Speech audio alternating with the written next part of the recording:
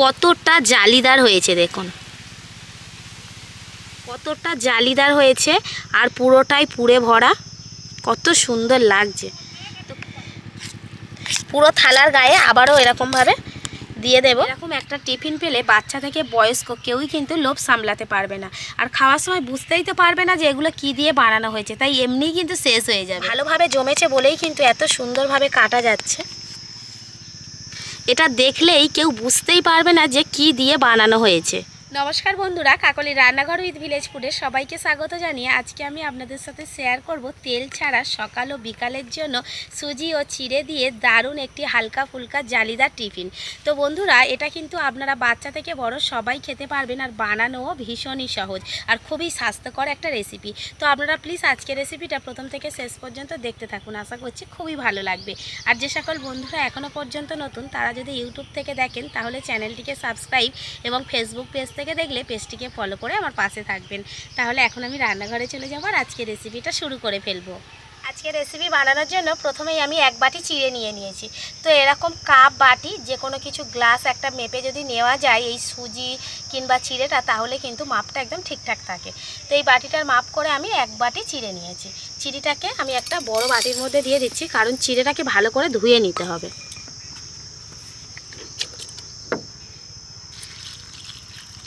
জল পাল্টে পাল্টে আমি 2 থেকে 3 বার ধুয়ে নেব। চিড়েটা 2 থেকে 3 বার ধোয়ার ফলে দেখুন অনেকটা কিন্তু নরম হয়ে গেছে, যার জন্য আমি আর কিছুক্ষণ ভিজিয়ে রাখলাম না, এতেই নরম হয়ে গেছে। যদি আপনারা অন্য কোনো চিড়ে নেন, অর্থাৎ যে চাল চিড়েটা হয় শক্ত থাকে, তাহলে একটু 2-3 মিনিটের জন্য একটু জলে ভিজিয়েও রাখতে পারেন। তো এবার আমি চিড়েটাকে একটা মিক্সির জারের মধ্যে নিয়ে নিচ্ছি।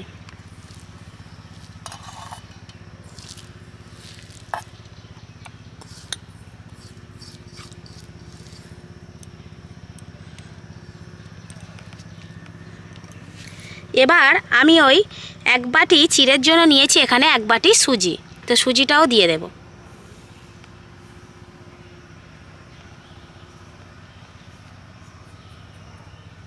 এবার আমি এর মধ্যে দিয়ে দেব টক দই।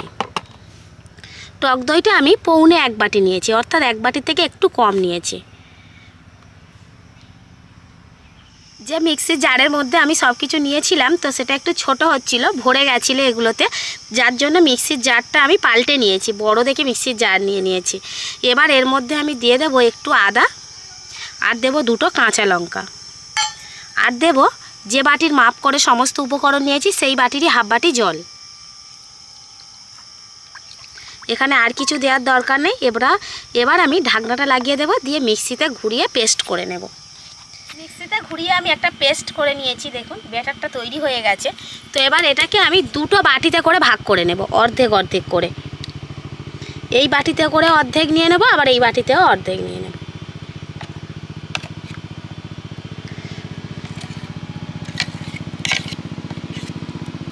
কেন 2টো বাটিতে করে আমি ভাগ করে নিচ্ছি সেটাও আপনারা একটু পরে জানতে পারবেন।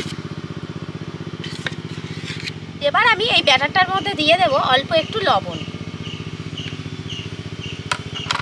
আর নিয়েছি 1 প্যাকেট ইনো।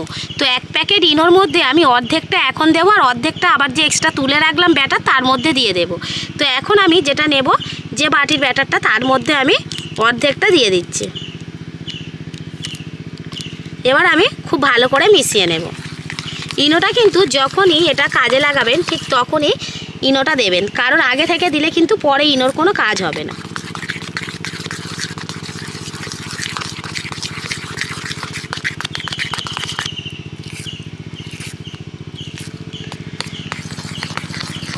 আমি একটা থালা নিয়েছি, থালার গায়ে একটু সাদা তেল মাখিয়ে নিয়েছি।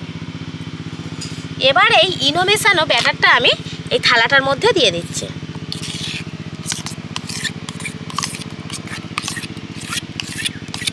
পুরো থালার মধ্যে এটাকে খেলিয়ে নেব।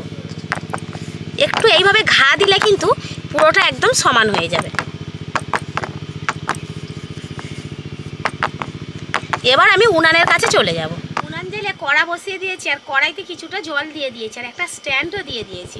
এবার আমি এই থালাটা নিয়ে স্ট্যান্ডের ওপরে বসিয়ে দেব। এবার ঢাকা দিয়ে দেব। ঢাকা দিয়ে আমি 7 থেকে 10 মিনিট জাল দেব। এদিকে আমি ততক্ষণে একটা আলুর পুর রেডি করে নেব। তার জন্য আমি এখানে কিছুটা সেদ্ধ আলু নিয়ে নিয়েছি। আলুটাকে এবার হাত দিয়ে এইভাবে মেখে নেব।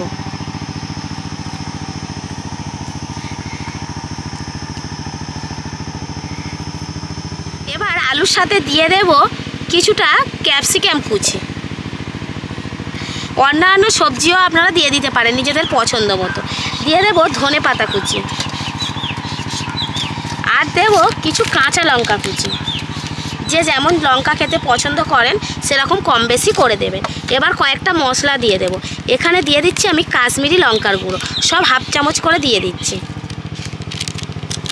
দেব গরম মশলার গুঁড়ো, এটাও হাফ চামচ দিলাম। তো আপনারা চাইলে এখানে একটু ম্যাগি মশলা যদি কাছে থাকে তাও দিয়ে দিতে পারেন। হাফ চামচ দিয়ে দিচ্ছি জিরে গুঁড়ো, হাফ চামচ দিচ্ছি ধনে গুঁড়ো। সমস্ত মশলা আমি দিয়ে দিলাম। এবার আমি দিয়ে দেব লবণ, পরিমাণ মতো লবণ দিয়ে দিলাম। এবার আমি সব কিছু একসাথে ভালো করে মেখে নেব।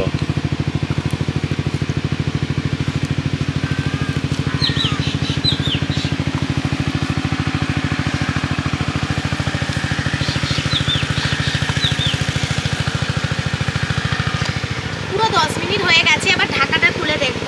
এই দেখুন কত সুন্দরভাবে বসে গেছে, অর্থাৎ জমে গেছে। হাত দিচ্ছি, হাতের মধ্যে ব্যাটার একটুও লাগছে না। তো এবার থালাটাকে আমি নামিয়ে নেব।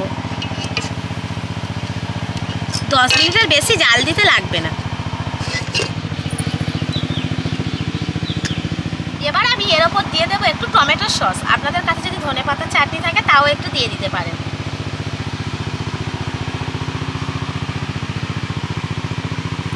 পুরোটা আমি একটু এইভাবে সসটাকে খেলিয়ে দেব।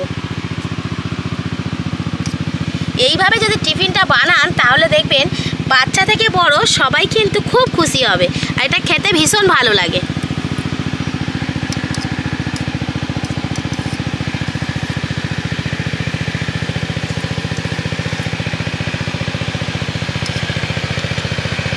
এবার আমি যে আলুটা মেখে রেখেছিলাম সেই আলুটা এবার এর উপরে দিয়ে দেব। পুরো থালাটার মধ্যে আমি খেলিয়ে দেব। চাষের জন্য মাঠে ধান ফেলা হবে, তার জন্য আমাদের রান্নাঘরের পাশেই একদম হাল হচ্ছে। তো পাওয়ার টিলারের এই যে আওয়াজটা আসছে, আপনারা কতটা বুঝতে পারছেন জানি না, একটু ভীষণ আওয়াজ হচ্ছে। এবার যে সুজি আর চিড়ের যে ব্যাটারটা আমি তুলে রেখেছিলাম এক্সট্রা করে, সেটা নিয়ে নিয়েছি। তার মধ্যে দিয়ে দেব ইনো। বাকি যে ইনোটাও রেখে দিয়েছিলাম এক্সট্রা, সেটাও দিয়ে দিচ্ছি।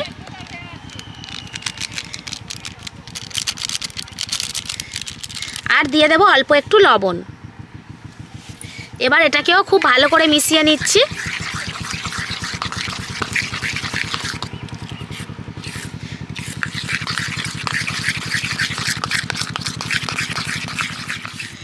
এবার এই ব্যাটারটা আমি আলুর ওপর থেকে দিয়ে দিচ্ছি। পুরো থালার গায়ে আবারও এরকমভাবে দিয়ে দেব আগের বারের মতো।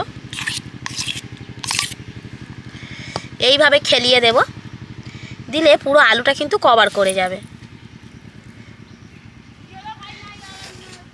তাহলে ব্যাটারের অর্ধেকটা নিচে রইল আর অর্ধেকটা ওপরে রইল, আর মাঝখানে রইল আলুর পুর।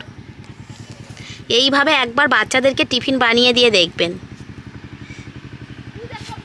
একটু সমান করে নেব এইভাবে।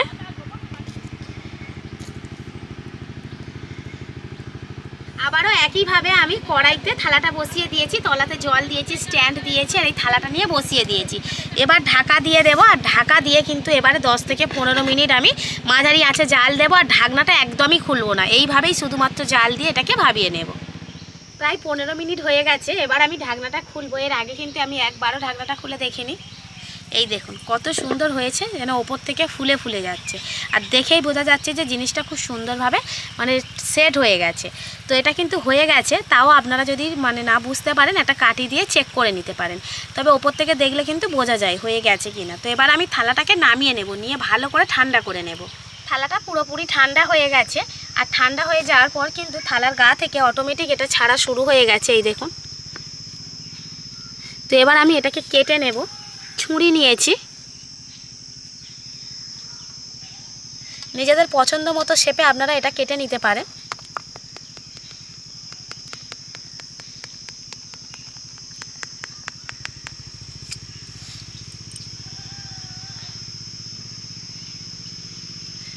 ভালোভাবে জমেছে বলেই কিন্তু এত সুন্দরভাবে কাটা যাচ্ছে।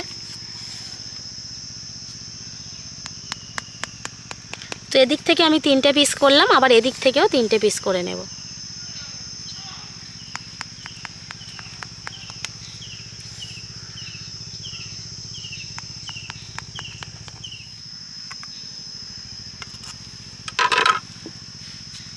এই দেখুন একটা তুলে নিলাম, কতটা সুন্দর হয়েছে দেখুন, কতটা জালিদার হয়েছে আর পুরোটাই পুড়ে ভরা, কত সুন্দর লাগছে। তো প্রত্যেকটা কিন্তু আমি এইরকমভাবে তুলে নেব। পিছন দিকটা দেখুন কতটা সুন্দর হয়েছে, একটুও লাগেনি থালার মধ্যে। এবারে আর ছুরি দিতে লাগবে না, হাত দিয়েই এরকমভাবে তুলে নেওয়া যাবে। এই দেখুন প্রতিটা একই রকম হয়েছে।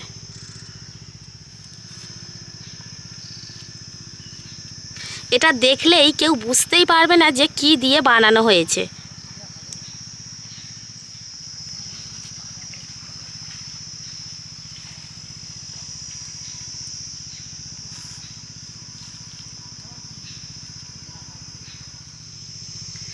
কত সহজে একটা হেলদি রেসিপি তৈরি করে নিলাম। রেসিপি তো আমার একদম রেডি। তো এগুলোকে কিন্তু এরকম অবস্থাতে যে কোনো সস কিংবা চাটনি দিয়ে তো খাওয়া যাবেই। তাছাড়া যদি মনে করেন একটু হালকা করে সেঁকে নেব, তাহলে তাওয়াতে 1 চামচ তেল দিয়ে কিন্তু এগুলো সেঁকেও খাওয়া যায়। তো তাতেও খুবই ভালো লাগবে। আর যদি মনে করেন একদম বিনা তেলে খেয়ে নেব, তাহলে কিন্তু এরকম অবস্থাতে এমনি থেকে খেলে খুবই ভালো লাগবে। আবার উনান জেলে নিয়েছি, তাওয়া বসিয়েছি। এবার তাওয়াইতে দিয়ে দেব আমি 1 চামচ তেল। এরকম 1 চামচ 2 চামচ খুব অল্প 1 ফোঁটা তেল দিয়ে জাস্ট ওগুলোকে সেঁকে নিতে হবে। তেল দিয়ে তাওয়াটা একটু গরম করে নিয়েছি। এবার এগুলোকে তাওয়ার মধ্যে দিয়ে দেব। প্রথমে দুটো নিয়ে নিচ্ছি, এই দুটোকে এপিট ওপিটে সেঁকে নেব। নিচের দিকটা একটু সেঁকে নিয়েছি, এবার এই পিঠে উল্টিয়ে দেব। এই দেখুন কত সুন্দর রঙটা আসছে। তো এইভাবে কিন্তু দুটো পিঠ যদি হালকা করে সেঁকে নেওয়া যায়, এতে করে খেতে আরও বেশি ভালো লাগবে।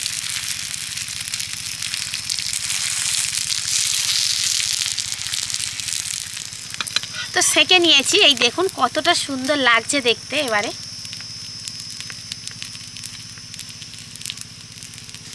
তো এইভাবে একটু করে আমি জাস্ট সেঁকে নেব। আর তেল দিচ্ছি না, তাওয়াতে যে যেটুকু তেল লেগে রয়েছে এই তেলেই হয়ে যাবে। এবার দেখুন তো বন্ধুরা আজকের টিফিনটা কেমন হয়েছে। এরকম একটা টিফিন পেলে বাচ্চা থেকে বয়স্ক কেউই কিন্তু লোভ সামলাতে পারবে না। আর খাওয়ার সময় বুঝতেই তো পারবে না যে এগুলো কি দিয়ে বানানো হয়েছে, তাই এমনিই কিন্তু শেষ হয়ে যাবে। কতটা জালিদার হয়েছে দেখুন।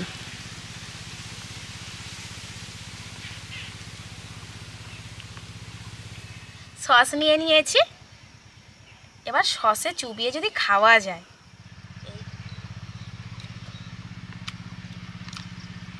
দারুণ হয়েছে। এর আগে আমি একবার টমেটো চাটনি, ধনেপাতার চাটনি এগুলো কিন্তু আপনাদের সাথে শেয়ার করেছিলাম অন্য একটা রেসিপিতে। সেই জন্য আজকের আর কিছু বানানোটা দেখালাম না। যদি আপনাদের লাগে ওখান থেকে কিন্তু দেখে নিতে পারেন। বাড়িতে কিছু না থাকলেও টমেটোর সসটা যদি থাকে তাহলেও কিন্তু এটা দিয়ে খেতে হেভি লাগে।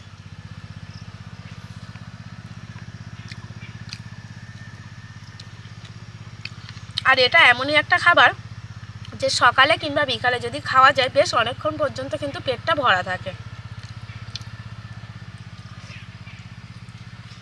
কত সহজে আজকের নতুন একটি রেসিপি আপনাদের সামনে বানিয়ে দেখালাম। আপনারা তো নিশ্চয়ই দেখলেন, আর আপনারাও কিন্তু অবশ্যই করে বাড়িতে এই টিফিনের রেসিপিটা একবার হলেও বানিয়ে খেয়ে দেখুন। খেতে কিন্তু দারুণ লাগে আর খুব তাড়াতাড়ি বানানোও কিন্তু হয়ে যায়, তেমন কোনো ঝামেলা নেই। আর উপকরণ কিন্তু একদম ঘরোয়া উপকরণ, বাড়িতে কম বেশি সবার বাড়িতে এগুলোই থাকে। তো আপনারা অবশ্যই করে একবার হলেও বানাবেন। আর আমার আজকের এই রেসিপিটা আপনাদের কেমন লাগলো সেটা অবশ্যই কমেন্ট করে জানাবেন। আর ভালো লাগলে লাইক, কমেন্ট, শেয়ার, সাবস্ক্রাইব এবং ফলো করে আমার পাশে থাকবেন। আর আমার নিত্য নতুন রেসিপিগুলো এইভাবেই দেখতে থাকবেন। তাহলে আজকের মতো এখানেই শেষ করছি। সবাই ভালো থাকবেন, সুস্থ থাকবেন, দেখা হবে পরের রেসিপিতে।